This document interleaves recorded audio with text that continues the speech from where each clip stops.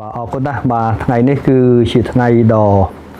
មានសារៈសំខាន់មួយដែលបេក្ខជនជាប់ជ័យលាភី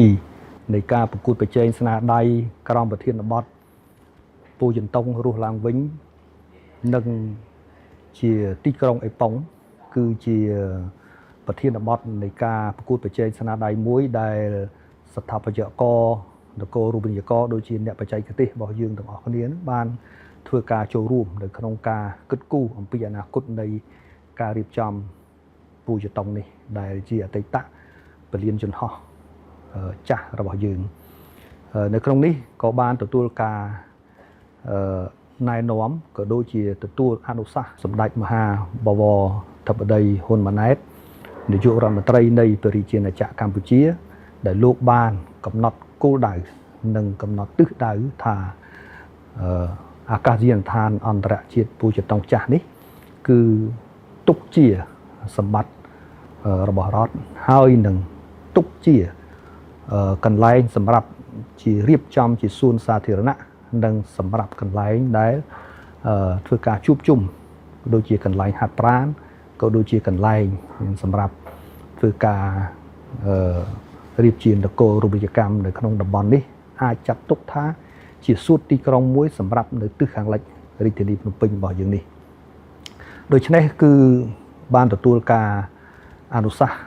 របស់សម្ដេចហើយក៏បានទទួលការណែនាំពីឯកឧត្តមឧបនាយករដ្ឋមន្ត្រីសែសំអាលដូច្នេះធ្វើឲ្យគណៈស្ថាបត្យករកម្ពុជាធ្វើកិច្ចសហការជាមួយនឹងសមាគមស្ថាបត្យករខ្មែរបានរៀបចំនៅការប្រកួតប្រជែងស្នាដៃមួយនៅក្នុងក្របខ័ណ្ឌជាសាធារណៈដើម្បីឲ្យអ្នកបច្ចេកទេសរបស់យើងទាំងអស់បានធ្វើការចូលរួមនៅក្នុងការផ្ដល់មតិយោបល់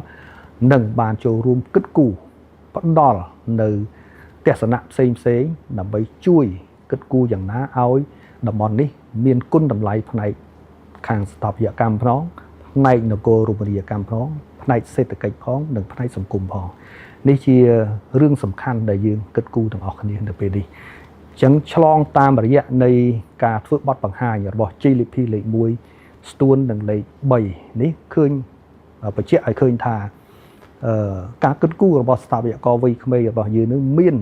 ធម៌ពលមានការគិតគូរយ៉ាងល្អិតល្អន់ហើយមានលក្ខណៈច្រើនសន្តាននិងច្រើនគំនិតហើយគំនិតទាំង3នៃក្រុមទាំង3នេះគំនិតជាច្រើននៅក្នុងក្រុមទាំង3នេះក៏បង្ហាញអំពីចំណុចសំខាន់ដែលអាចមានសារៈសំខាន់ខុសៗគ្នាហើយយើងអាចយកមកធ្វើការគិតគូរក៏ដូចជាយកមកធ្វើជាគំរូសម្រាប់ក្នុងការរៀបចំតំបន់នេះដោយផ្ទាល់តែម្ដងហើយក៏ក្រោយពីបានការធ្វើបទបង្ហាញនេះមកយើងឃើញថាឯកឧត្តមឧបនាយករដ្ឋមន្ត្រីសែសំអាលរដ្ឋមន្ត្រីក្រសួងរៀបចំដែនដីនគររូបនីយកម្មនិងសំណង់និងលោកជាប្រធានក្រុមប្រឹក្សាគណៈស្ថាបត្យករកម្ពុជាលោកពេញចិត្តនិងលោកកោតសរសើរចំពោះស្ថាបត្យករវ័យក្មេងរបស់យើងដែលបានធ្វើការខិតខំធ្វើការសិក្សាហើយបញ្ចេញស្នាដៃជាសាធារណៈនេះហើយគឺជាពន្លកថ្មីនៃធនធានមនុស្សរបស់យើងហើយធនធានមនុស្សដែលជាពន្លកថ្មីនេះគឺក៏បានកើតអំពីការខិតខំប្រឹងប្រែងរបស់រាជរដ្ឋាភិបាលច្រើនអាណត្តិមកហើយជាពិសេសគឺក្នុងអាណត្តិទី7នេះក៏យើងឃើញថាស្ថាបត្យកររបស់យើងនេះគឺមានការចូលរួមនៅក្នុងការគិតគូរអនាគតនៃការស្ថាបនានគររូបនីយកម្មនិងស្ថាបត្យកម្មនិងអនាគតនៃការរៀបចំប្រទេសជាតិរបស់ខ្លួនទៅតាមទស្សនវិស័យរបស់ខ្លួននីមួយៗ